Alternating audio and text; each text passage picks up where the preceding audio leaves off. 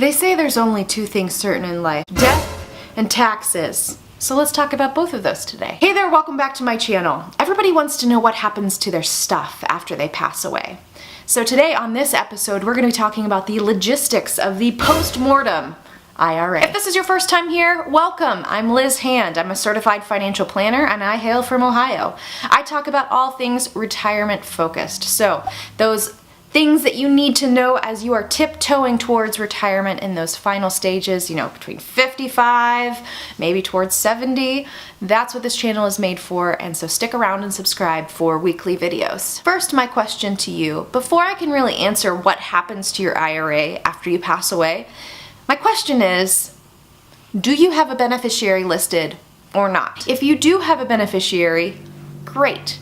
That means your beneficiary is going to receive your IRA and they're going to be able to choose how to take that IRA. And I'll get into that later. If you do not have a beneficiary, well, that can cause some issues. The first being that, your IRA is going to pay into your estate, which is pretty tax heavy typically. Also, then it's up to your will to determine where your money's going to go. Do you have a will? Well, that's for another day, I guess. But if you don't have a will, the court would then decide where the money goes, and they have a specific process that they go through. First it would go to your spouse, then your kids, then your parents, and then your siblings, and then out on into the rest of your family. That is, of course, if none of those people are living, does it continue out. As soon as there is somebody living, then they would inherit all of that money. But I am not an attorney, and I don't give legal advice, so make sure you check with a local attorney. Alright, so let's just say that you are on par, that your ducks are in a row, and you have your beneficiaries exactly as they need to be. What actually happens logistically to your IRA when you pass away? Let's pretend first that you have your spouse listed as your beneficiary and then your kids, your 3 kids, listed as contingent beneficiary. And let's say you pass away before your spouse. So then your spouse is able to take over that IRA as their own. There is no tax and there is no requirement for them to take out that money on a set schedule. Unless, of course, they're over age 70 and a half, which anybody has to take money out of an IRA after age 70 and a half. Thank you, Uncle Sam. A spouse inheriting your IRA is pretty easy logistically. They just take it over as their own and then they start using it in the manner that they deem best to help for their retirement. It's not as logistically easy for your kids to inherit your IRA.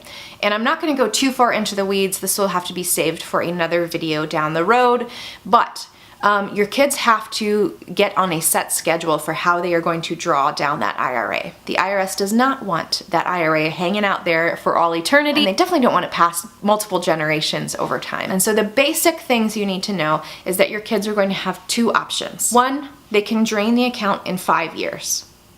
Or 2, they can stretch it over a longer period of time on a set schedule and draw down that money over their life expectancy. So if you think about it, let's say I pass away at age 75 and my kids inherit this money, and really they're kind of in their peak earning years. So for them to inherit a couple $100,000 right in those years that they are peak earners, they're going to get taxed pretty heavily on that money, because remember, this is taxed as ordinary income. That ability for them to stretch out the IRA and take that money over time is going to be really important for them.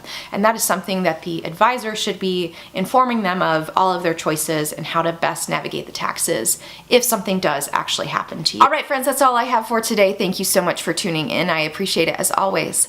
So that's what happens to your IRA when you kick the bucket. It's a pretty simple process that things go through and things just keep plugging along. But it's not always easy to get all those things set up, and sometimes people get overwhelmed with the taxes and the beneficiaries and all of that. So if those are questions that you have and you are looking for someone to help you navigate and manage your finances, I'd be happy to have that conversation. Just give me a ring. So with all of that information, I will leave you, and you take care.